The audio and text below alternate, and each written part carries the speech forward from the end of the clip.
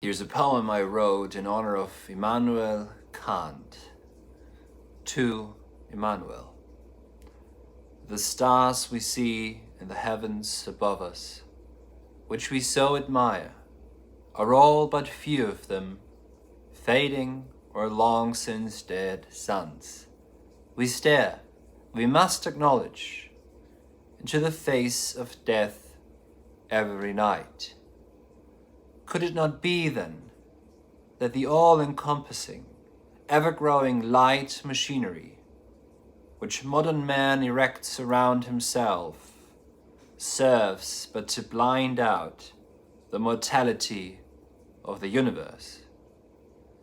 The starry heavens above me, Kant once wrote, when he was nearly a poet. What else could he have meant but the Grim Reaper himself?